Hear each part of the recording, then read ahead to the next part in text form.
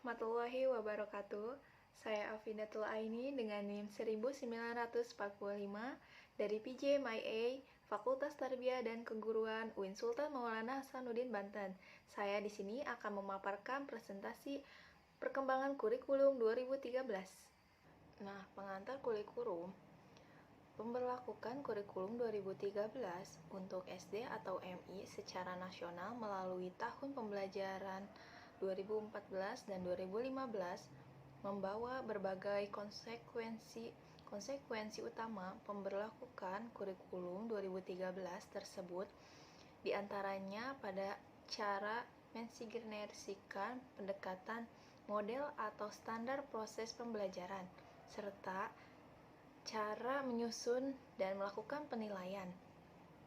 Dua komponen utama sistem pembelajaran ini merupakan komponen yang sangat penting, erat kaitannya dengan peningkatan mutu pembelajaran.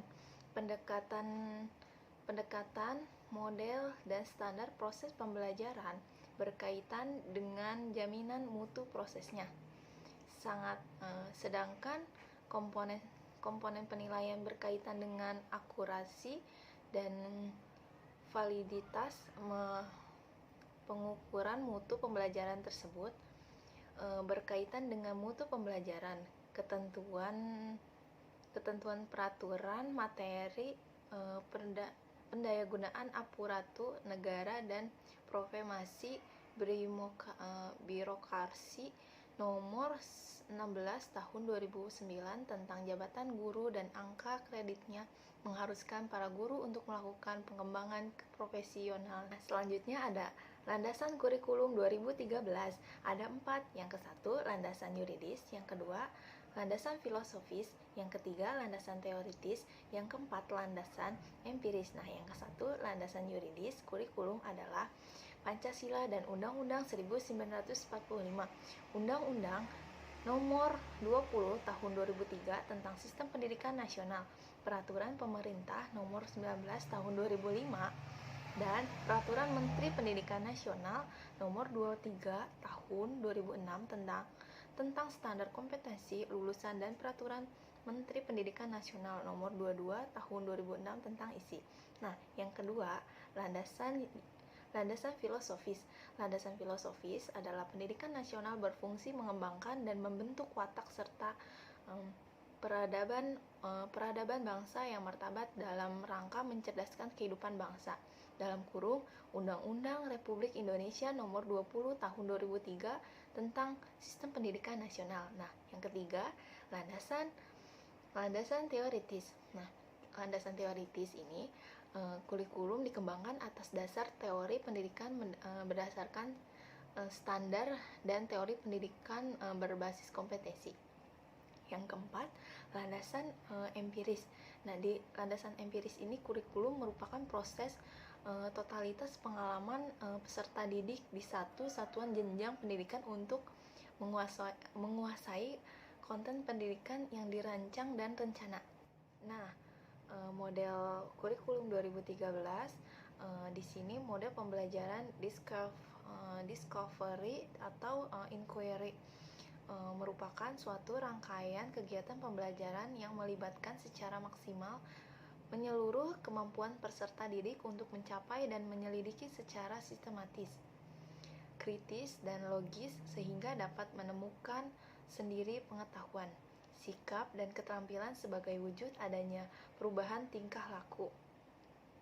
Ada 3 macam model pembelajaran ini, yaitu discovery atau inquiry terpimpin, discovery atau terpimpin bebas, dan discover atau inquiry yang dimodifikasi, dan ini sebagai fungsi berbagai membangun komitmen di kalangan peserta didik untuk belajar, yang diwujudkan dengan keterlibatan, kesungguhan, dan loyalitas terhadap mencari dan menemukan sesuatu dalam proses pembelajaran. Nah, membangun sikap kreatif dan inovatif dalam proses pembelajaran dalam rangka mencapai tujuan pengajaran, membangun sikap kepercayaan diri dan terbuka terhadap hasil pertemuannya. eh, model pembelajaran berbasis masalah merupakan model pembelajaran yang didasarkan pada banyaknya permasalahan yang dibutuhkan menyelidiki autentik, yakni menyelidiki yang membutuhkan penyelesaian nyata atau permasalahan nyata. Menurut Dewey, model pembelajaran berdasarkan masalah ini adalah interaksi antara simulus respon, hubungan antar dua arah belajar dan lingkungan. Nah, model pembelajaran kontekstual. Model pembelajaran kontekstual ini merupakan konsep belajar dengan cara mengaitkan antara materi yang diajarkan dengan dunia nyata dan mendorong siswa membuat hubungan antara pengetahuan yang dimiliki dengan penerapannya dalam kehidupan nyata sebagai anggota masyarakat. Nah, model pembelajaran kontekstual ini merupakan proses pembelajaran holistik yang bertujuan untuk pembelajaran peserta didik dalam memahami bahan ajaran bermakna berkaitan dengan konteks kehidupan nyatanya. Nah, model pembelajaran komparatif. Pembelajaran komparatif ini merupakan bentuk pembelajaran dengan cara siswa belajar dan bekerja dalam kelompok-kelompok kecil secara kolaborasi yang anggotanya terdiri atas 4-6 orang yang bersifat heterogen. Pembelajaran kooperatif adalah strategis pembelajaran yang melibatkan partisipasi siswa dalam kelompok untuk saling berinteraksi, ya, sehingga peserta didik pun pemikiran dan kreativitasnya menyatu dalam perkelompokannya itu. Nah, adapun penilaian dalam kurikulum 2013 yang dibahas mencakup penilaian sikap, penilaian pengetahuan, dan penilaian keterampilan. Jenis penilaian autentik yang dibahas secara mendalam adalah penilaian diri, penilaian sikap, menggunakan lebar observasi, penilaian praktek, penilaian objek, dan penilaian portofolio. Nah, beberapa contoh instrumen penilaian diberikan untuk mempermudah guru dalam mengembangkan instrumen penilaian yang sesuai dengan mata pelajaran yang diampunya. Nah, rasional penambahan jam pembelajaran di kurikulum 2013 ini, perubahan proses pembelajaran dari siswa diberitahu menjadi siswa mencari tahu, dan proses penilaiannya dari yang berfokus dalam pengetahuan melalui penilaian output menjadi berbasis kemampuan melalui penilaian proses dan output, memperlakukan penambahan jam pembelajaran. Ya, yang kedua itu kecenderungan akhir-akhir ini banyak negara menambahkan jam pelajaran. Nah, perbandingan dengan negara-negara lain menunjukkan jam pembelajaran di Indonesia relatif lebih singkat. Ya, makanya kita adanya di penambahan jam pembelajaran tersebut. Walaupun pembelajaran tatap muka di final relatif singkat. Nah, dari standar kompetensi lulusan ada 4. Nah, yang satu pendidikan agama Islam di SD atau MI. Nah, yang kedua pendidikan agama Kristen di SD. Yang ketiga pendidikan agama Katolik di SD, dan yang terakhir pendidikan agama Hindu di SD. Nah, apa saja dari pendidikan agama Islam di SD atau MI itu menyebutkan menghafal dan membaca dan mengartikan surat-surat pendek dalam Al-Quran mulai surat Al-Fatihah sampai Al-Alaq, mengenal dan meyakini aspek-aspek rukun iman dari iman kepada Allah dan iman kepada qada dan qadar, memperlakukan terpuji dalam kehidupan sehari-hari serta menghindari perilaku tercela. Nah, mengenal dan melaksanakan rukun Islam mulai dari bersuci, toharo, sampai zakat, serta mengetahui tata cara melaksanakan ibadah haji. Nah, menceritakan kisah-kisah nabi serta mengambil teladan dari kisah tersebut dan menceritakan kisah tokoh-tokoh orang-orang tercela dalam kehidupan nabi.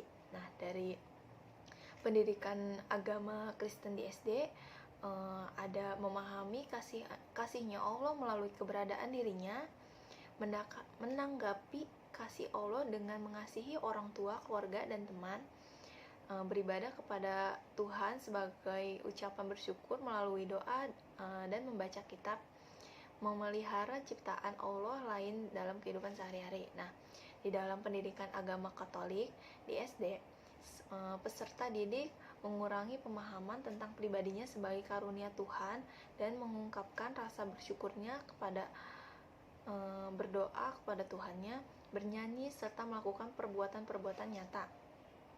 Peserta didik memahami dan mencintai Allah sebagai Bapa Pencipta dan penyelenggaraan seperti kisahnya kitab suci Perjanjian Lama dan Perjanjian Baru, dan melandasi Yesus Kristus sebagai penyelamat hidup umat manusia.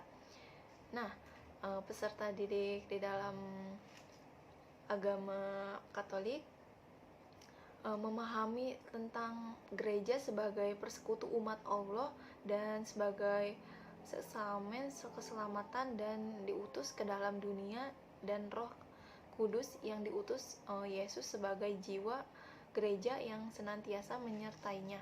Peserta didik memahami hidup beriman yang terlibat dalam masyarakat sebagai perwujudnya imannya. Nah, yang terakhir ada pendidikan agama Hindu di SD. Nah, di pendidikan agama Hindu di SD itu meyakini kemahakuasaan Sang Hyang Widi, Tuhan sebagai Maha Pencipta, Trimurti, Tripurusa, dan Candu Sakti. Nah, yang kedua memahami ajaran Pancasadra dan Trisarya. Nah, yang terakhir memahami ajaran Susila yang meliputi Trikarya Parisuda, Trimala, Catuparamita, Triparata, Pancayama, Pancayaman, Brata, Catur. Nah, itu dari standar kompetensi lulusan. Nah, kompetensi inti sekolah dasar merupakan terjemah atau operasional SKL dalam bentuk kualitas yang harus dimiliki mereka yang telah melaksanakan pendidikan pada satuan pendidikan tertentu atau jenjang pendidikan tertentu. Gambaran mengenai kompetensi utama yang dikelompokkan ke dalam aspek sikap, pengetahuan, dan keterampilan dalam kurung afektif, kognitif, dan psikomotor yang harus dipelajari peserta didik untuk suatu jenjang sekolah, kelas, dan mata pelajaran. Nah, itu saja yang saya paparkan dari presentasi makalah kurikulum 2013. Bila saya ada salah dan ucapan saya, wabillahi taufiq wal hidayah. Wassalamualaikum warahmatullahi wabarakatuh.